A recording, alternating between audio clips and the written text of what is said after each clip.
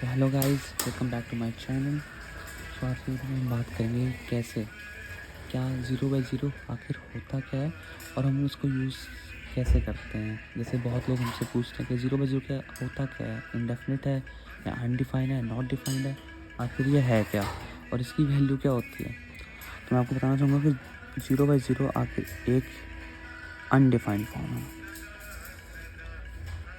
Undefined form जिसको हम लोग कहते हैं इनडिटर्मिनेट फॉर्म।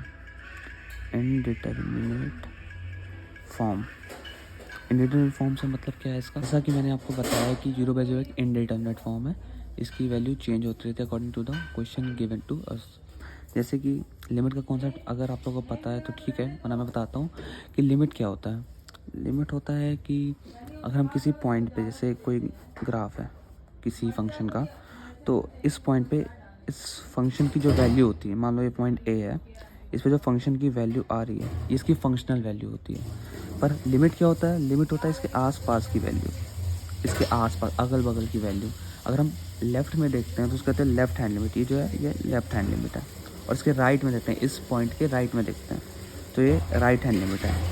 तो जब ये लेफ्ट हैंड लिमिट और राइट हैंड लिमिट बराबर हो जाती है तो कहते हैं लिमिट एग्जिस्ट कर रहा है, लिमिट एग्जिस्ट कर रहा है। जैसे इस फंक्शन की बात करूँ, मान लो ये फंक्शन है f x is equals to x square minus four upon x minus two. तो इस क्वेश्चन में आपको क्या मिलेगा कि अगर मैं x की वैल्यू 2 पे इस फंक्शन की वैल्यू पूछूं, x की वैल्यू 2 पे, मान ली 2 रखा आपने, 2 का स्क्वायर 4, 4 माइनस 4 0, 2 माइनस 2 0, तो 0 बाई 0 आंसर आ रहा है। अब 0 बाई 0 तो कुछ होता ही नहीं है, इंडिटर्मिनेट फॉर्म है, हमें पता ही नहीं इसकी वैल्यू क्या है, तो इसकी 2 पर वैल्यू नहीं निकल सकती है, फंक्शन की वैल्यू नहीं आ सकती। इसलिए हम लोग कहते नहीं है कि function is not defined at x equals to 2, जहाँ पे नीचे वाला डिनोमिनेटर 0 हो रहा है। तो इसकी फंक्शनल वैल्यू तो नहीं निकल सकती, पर इसकी लिमिटिंग वैल्यू निकल सकती है। लिमिटिंग वैल्यू का मतलब क्या है, इसके लेफ्ट हैंड में देखेंगे और राइट हैंड में देखेंगे।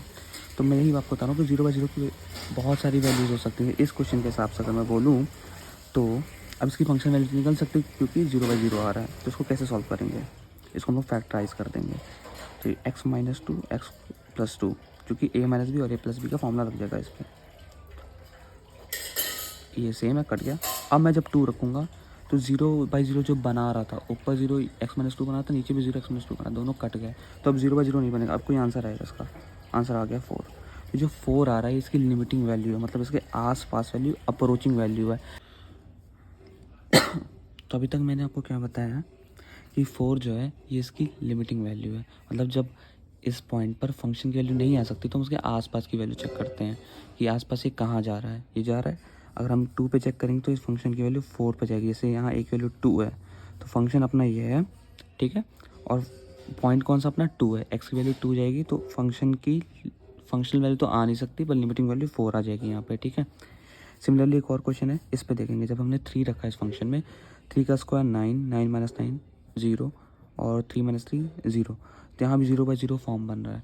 मतलब यहाँ पे फंक्शन की वैल्यू नहीं आ सकती है at x equals to 3, x equals to 3 पर फंक्शन की वैल्यू नहीं आ सकती। तो हम क्या करेंगे, लिमिटिंग वैल्यू चेक कर लेंगे, क्या जिसकी लिमिटिंग वैल्यू आ रही है। लिमिटिंग वैल्यू भी कभी कभी आती है, कभी नहीं भी आ सकती है, तो इस पर चेक करते हैं हम लोग। यहाँ भी फैक्टराइज लग जाएगा, सेम फॉर्म है ए माइनस बी ए प्लस बी का, ठीक है। पर इस पॉइंट पर देखिए 3 जब मैंने रखा 6 है। अब मैं कह रहा हूँ 0 बाई 0 की वैल्यू 4 है, 0 बाई 0 की वैल्यू 6 है, तो ये 0 बाई 0 इसीलिए कहते हैं कि इनडिटर्मिनेट है। इनडिटर्मिनेट, डिटरमाइन नहीं कर सकते हैं, अनडिफाइंड नहीं है। जो मैंने आपको बताया स्टार्टिंग में, सॉरी ये गलत है, अनडिफाइंड नहीं है ये चीज़, ये इनडिटर्मिनेट। अनडिफाइंड मतलब कोई चीज़ डिफाइन नहीं हो सकती, जैसे 1 अपॉन इनफाइनाइट तो इनडिफाइन है, 0 हो जाता है। पर 1 अपॉन 0 ये डिफाइन नहीं है क्योंकि इनफाइनाइट को टेंड करती है, ये डिफाइन नहीं है। पर 0 बाई 0 एक इनडिटर्मिनेट फॉर्म है, चीज़ डिटरमाइन नहीं कर सकते, ये चेंज होती रहती है। इस क्वेश्चन में इसकी वैल्यू 4 है, इस क्वेश्चन में इसकी वैल्यू 6 है, और ये क्या है, इसकी लिमिटिंग वैल्यू है। फंक्शन तो हम निकाल नहीं सकते क्योंकि फंक्शन डिफाइन ही नहीं है उस पॉइंट पे, क्योंकि नीचे डिनोमिनेटर उसका 0 हो रहा है। सो आज का वीडियो इसी पर है। थैंक यू गाइज़, और बस पढ़ते रहो। मैथ में ऐसे छोटे छोटे कॉन्सेप्ट्स मैं लाते रहूँगा।